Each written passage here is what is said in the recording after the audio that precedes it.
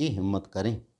इस अवस्था में यदि आपको तंगी के साथ भी बाहर की पवित्रता लाने के कर्म करने पड़े तो उनको करने का मार्ग सोचें व ऐसा करने का यत्न भी करें।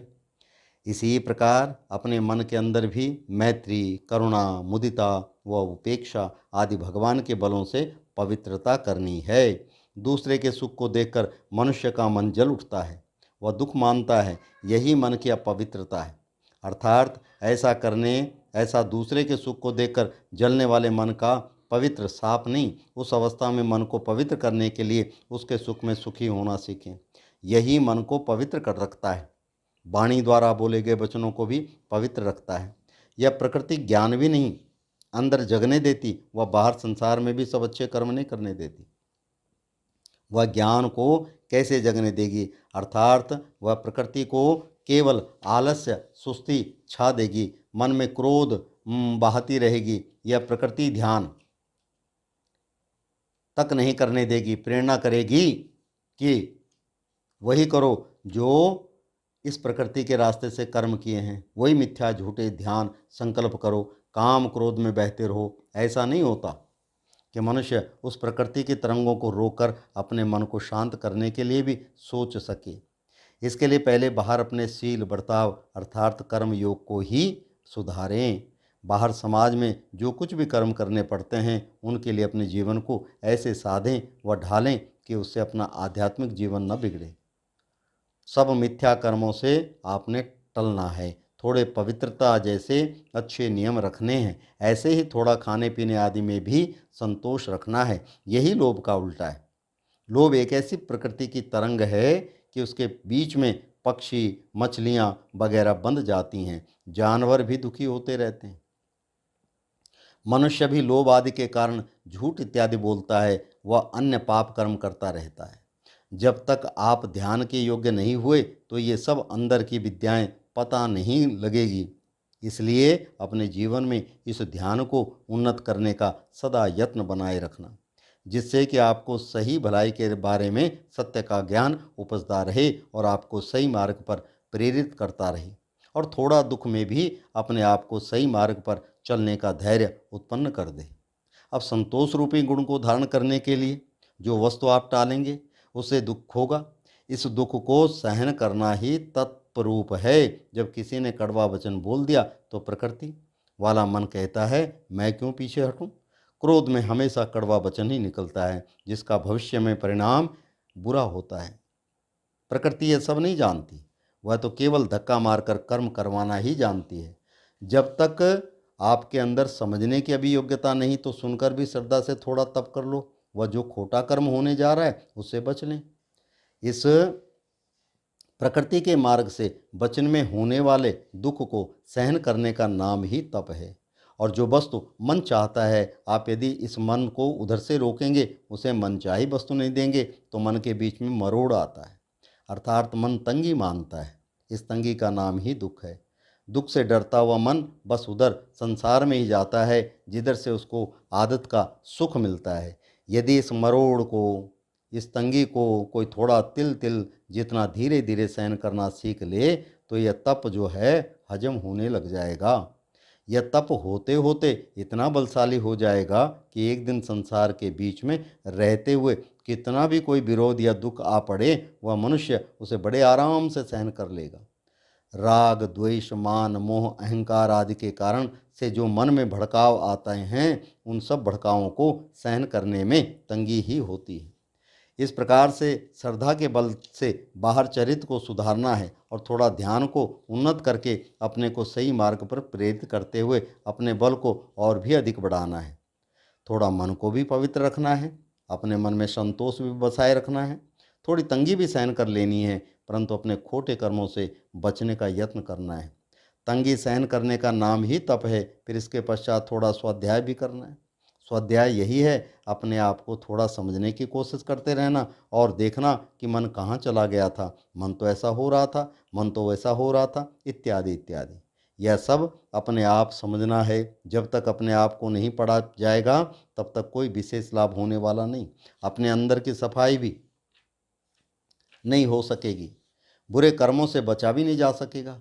अच्छे गुण बसाए भी नहीं जा सकेंगे। वैसे तो पुस्तकों से धर्म की बातें पढ़ने का नाम ही स्वाध्याय है, परंतु यह असली स्वाध्याय नहीं, वास्तविक स्वाध्याय यही है अपने आप का ध्यान करना, अर्थात पढ़ना और अंदर की वस्तुओं को पहचानना। क्या हो रहा है, कैसा होता जा रहा है, जैसे होता जा रहा है वह कहाँ पहुँचेगा, यह मन किधर ले जा रहा है, दूसरी जगह भटकता भटकता क्या क्या परिणाम उत्पन्न करेगा। इस प्रकार से थोड़ा एकांत में बैठ करके अपना स्व का अध्ययन करना ही स्वाध्याय है। पहले पहले एकांत में बैठने पर अंधेरा ही दिखलाई देगा, कोई घबराने की बात नहीं। निद्रा नींद सी भी आने लगती है। ऐसी अवस्था में मन कहता है अकेले बैठने का क्या लाभ, जरा लेट ही जाओ। परंतु समय आपने ऐसा नहीं करना और एकांत में बैठने की तंगी सहन करके यदि यह भी उसकी दृष्टि नज़र में आ जाए, वह अपने आप समझ जाए कि मन बैठने को नहीं चाह रहा है, तो यह भी स्वाध्याय हो गया।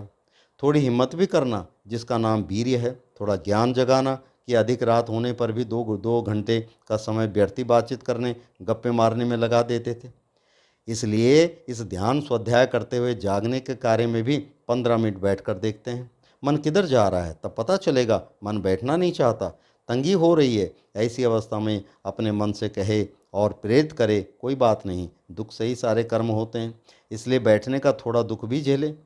यह तपस्या हो गई, भले ही अभी मन नहीं जानता कि इन दुख झेलने आदि तपस्या का क्या फल होगा, परंतु यदि आपने श्रद्धा से भी इनको अपना कर थोड़ा इनके साथ जुड़ना सीख लिया तो समझो वही कर्म योग बन गया, भले अभी ध्यान योग नहीं आया। इससे आपके अंदर एक ऐसी शक्ति इकट्ठी होगी जो आपको धीरे धीरे इन महर्षियों के मार्ग पर ले जाएगी। आपने अंत में जाकर के आत्मा के अंदर का सारा बल प्राप्त करना है। इस बल द्वारा प्रकृति के ऊपर पूर्ण विजय प्राप्त करनी है। देखते देखते प्रकृति को टालते टालते उस आत्मा के सुख का अनुभव करना है। उस आत्मा के सुख का अनुभव होने के बाद मनुष्य कहता है कि मैं बंधन से मुक्त हो गया, मुझे अब कुछ भी कर्तव्य दिखाई नहीं देता, जो मैंने पाना था सो पा लिया। परंतु यह तभी संभव होगा जब पहले आप आ ई से कुछ अभ्यास करना आरंभ करेंगे। इसका मतलब है कि पहले श्रद्धा रख करके कर्म में जुड़ना सीखें, कर्म करते हुए कर्म का भी पता लगता रहे और मन कहाँ व किधर जा रहा है इसकी भी खबर रहे, यही कर्म में जुड़ना है। यदि थोड़ी अपने आपकी समझ आने लग गई जाए तो समझना चाहिए कि अंदर कुछ विद्या तो जाग गई, वह प्रकृति का विरोध काफ़ी दूर तक पहुंच गया। यदि स्मृति जाग गई तो पता चलेगा कि प्रकृति चाहती है कि संसार में ही रुलते रहो, अंदर का कोई हिसाब ही नहीं, अंदर तो मेरा राज्य है। प्रकृति के अंदर स्वाभाविक ऐसा बल है कि वह किसी को अंदर झांकने नहीं देती। प्रकृति के अंदर झुकने का मतलब निद्रा अर्थात तमोगुण है, बाहर जाने का अर्थ संसार में फैलना अर्थात रजोगुण है। प्रकृति चाहती है बाहर ही खेलते रहो, कारण कि आँख कान आदि सब इंद्रियां बाहर ही खुली हुई हैं और मन भी बाहर की ही सोचें तो अच्छा है। अंदर का मतलब है भगवान का रास्ता। वह भगवान ही एक ऐसा था जिसने अभी कभी अंतर्मुख होकर के प्रकृति पर पूर्ण विजय पाई, वह सारा आनंदमय जीवन व्यतीत किया। ऐसा होने पर मनुष्य ने उसको अवतार कहा होगा। अपने जीवन द्वारा प्रमाणित करके उस परम सुख को सारे संसार को दिखला दिया और सब मनुष्य बड़े प्रेरित हुए। उनका चला हुआ रास्ता वेद शास्त्रों द्वारा हमारे तक पहुंच रहा है। आप भी करने लायक ढंग से समझ करके उसी भगवान के मार्ग पर पड़ जाओगे। यदि आपने करने लायक कुछ नहीं किया फिर तो आपको यह विश्वास ही करना पड़ेगा कि मेरा बेड़ा पार तो कोई दूसरा ही करेगा। यह केवल अपने ढंग की श्रद्धा ही करेगी, या कोई अंतिम फल की प्राप्ति नहीं, केवल इसमें श्रद्धा का ही थोड़ा पुण्य है। असलियत तो यह है कि अपने अंदर बल उपजाना ही पड़ेगा, प्रकृति का विरोध भी करना ही पड़ेगा। उसे जो दुख होता है उसको भी तब समझकर सहन करना ही पड़ेगा। फिर धीरे धीरे आगे वह तीर्थ यात्रा अर्थात परम पद तक पहुंचने की यात्रा चलती है। उसके लिए यही है कि सबसे पहले बाहर सामाजिक खोटे पापों से बचना है, उसके बाद अपने अंदर की व्यक्तिगत बुराइयों से बचें जिसमें थोड़ी पवित्रता भी आएगी। थोड़ा खाने पीने में भी संतोष व बोलने चालने में भी विचार रखना पड़ेगा। मन चाहे को टालने की तंगी को सहन करना रूपी तप भी मन को सहन करवाना पड़ेगा। प्रकृति नहीं चाहती कि यह सब इस प्रकार हो, अर्थात अच्छे गुण अपनाए जाएं। फिर इसके बाद स्वयं का अध्ययन पढ़ाई करें कि मन की क्या अवस्था है। हम ऐसा करते हैं तो मन क्या कहता है। ऐसे स्वाध्याय करते हुए मनुष्य का मन कहेगा, तू तो बहु मूर्ख मनुष्य है। संसार के मनुष्य क्या इसी तरह सुखी होते हैं? तू अपने ही इसी धर्म के मार्ग से बुद्धू बना बैठा है। तू सहन शक्ति में पड़ा, कब तक सहन करता रहेगा? ये सब प्रकृति की तरंगे हैं जो बुद्धि को भी भ्रष्ट करती है। इसलिए सब प्रकार के दूसरों के साथ संघर्ष में ही डालकर दुखों में ही पहुंचाती है। स्वाध्याय के बिना इन प्रकृति की तरंगों का पता ही नहीं लगता। स्वाध्याय द्वारा यह ध्यान में लाना है किस तरह प्रकृति बुद्धि को प्रेरित करती है, मन में उद्वेग पैदा करती है, कैसे इंद्रियां और शरीर को चला करके किधर किधर उलझा देती है। ये सारी बातें स्वाध्याय करने वाला ही समझेगा। इस प्रकार स्वाध्याय करते करते मन पहचानने में आने लग जाए तो समझो ध्यान आ गया, अर्थात ध्यान लगने लग गया। यदि अपने मन में आप जाग गए तो समझो बाहर संसार खो गया, अर्थात काम का जाल मन से उतर गया। कारण कि मन तो एक ही है। यदि वह मन संसार में कुछ जानने में लगा हुआ है, अर्थात समझ रहा है, तो समझो वह मन अंदर सोया पड़ा है, अर्थात अविद्या में पड़ा है। यदि अंदर की बातें उसको खुलने लग गई, अंदर जाग गया, अंदर समझ आ गई, तो समझ एक ही है और वह अंदर ही लगी रहेगी, अर्थात मन संसार से बिछुड़कर अंदर अपने ध्यान में लगा रहेगा। यदि वह समझ अपने अंदर ही रहेगी तो बाहर संसार बुझने लग जाएगा। जितनी देर आप अंदर के सत्यों को समझते जाए रहेंगे तो समझना चाहिए उतनी देर तक बाहर संसार से आप कटे हुए हैं। यह मन की जागृति की अवस्था बहुत उत्तम है। यह ध्यान की अवस्था हो जाती है। इस अवस्था में भावों का परिचय व जानकारी मिलती है। मन उस समय क्या इच्छा कर रहा है, क्या सोच रहा था। जब यह मन आपको पहचानने में आ गया तो इससे लड़ना भी आ जाएगा। इस मन के कहने से चलना नहीं है और खोटे कर्मों के भावों को भी मन में टिकने नहीं देना, भले कितना ही कलेश तंगी रूप तप आपको सहन करना पड़े। यही सब अंदर के सत्यों का ज्ञान होता है। अंदर की विद्याएं प्राप्त होती हैं जिससे कि अविद्या का आत्मा पर पड़ा हुआ पर्दा दूर हो जाने पर नित्य सुख प्रकट होता है, अनुभव में आने लगता है। प्रकृति बुद्धि उत्पन्न नहीं होने देती कारण कि उसकी दृष्टि नज़र उधर संसार के छोटे मोटे सुख पर टिकी रहती है। बस मन को उस सुख का बिछोड़ा ही तंग कर रहा है। वह बाहर के सुख लेने वाली प्रकृति शक्ति रूप बनी हुई है, या तो इसको निद्रा में सुला दे देगी या फिर उस सुख के संकल्प ही करवाएगी जो कभी बचपन में मिले थे। आपने तंगी सहन करके भी इस प्रकृति के मार्ग पर नहीं जाना। यदि आप प्रकृति का इस प्रकार से विरोध करते जाओगे तो धीरे धीरे बल मन व बुद्धि तक पहुंच जाएगा। जहां बुद्धि निश्चय करके गलत मार्ग पर ले जाती है वहां आप अच्छा निश्चय कर लें, मन में जोश आकर के जोर से धक्का देता है, आप उस धक्के को भी सहन कर जाएं, अर्थात जिधर ही धक्के ले जा रहे थे उन सब मिथ्या कर्मों से आप बचे रहें तो यही अनर्थ से मुक्ति छुटकारा मिल गई, अर्थात आपको उनसे होने वाले पापों का दंड नहीं भुगतना पड़ेगा। यही एक प्रकार से प्रकृति के बंधन से मुक्ति छुटकारा सिद्ध होगी। जब ये दोनों प्रकार के धक्के सहन होने लग जाएं तो समझो उनसे छुट्टी पाने का नाम ही मुक्ति है। जब ये छुटकारा हो गया तो समझो ज्ञान पूरा जाग गया। अब आप स्वाधीन हो गए, या यहाँ पर अब श्रद्धा का काम नहीं रहा। अब किसी से आपको सुनने सुनाने की भी आवश्यकता नहीं। आपने जो पढ़ा या सुना हुआ है वह सब सत्य अपने अनुभव द्वारा प्रमाणित हो जाएगा। जब तक इतनी बुद्धि अभी नहीं विकसित हुई तब तक श्रद्धा रूपी बल का रखना ही पड़ेगा। यदि थोड़ी श्रद्धा रख करके धर्म के मार्ग पर नहीं चले तो उस मनुष्य को अंदर सोई सोई प्रकृति अपने मार्ग पर ही चलाती रहेगी।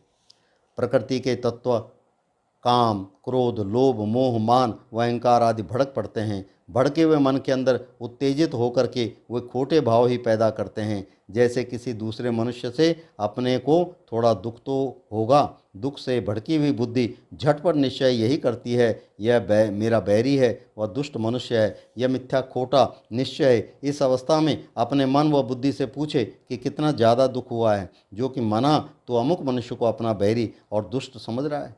इससे ज़्यादा दुख तो कांटा लगने जलने चोट लगने बीमारी आदि से भी हो जाता है। इस थोड़े दुख होने के कारण से ही वह बैरी व दुष्ट लग रहा है। उस बैरी भाव के साथ साथ खोटा बैर भाव न जाने किन किन दुष्ट कर्मों के लिए प्रेरित कर रहा है। इन सब कर्मों से अंत में भला किस व्यक्ति का कल्याण होगा, उस मनुष्य को मिथ्या भावों से न समझकर आप थोड़ा सोचें कि यह दुख क्यों और कैसे हुआ।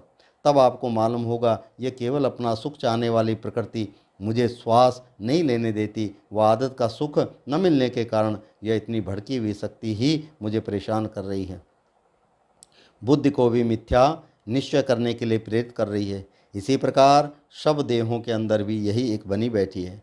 आपके अंदर ऐसा भाव बनने पर समझो यह व्यापक सत्य का आपको ज्ञान हुआ, अर्थात समझो कि वह आपको ब्रह्म ज्ञान हो गया। यदि दूसरों के अंदर यह प्रकृति शक्ति समझकर आप सही मार्ग पर चल पड़े तो समझो आप परमात्मा के भक्त हो गए। और जब तक आपको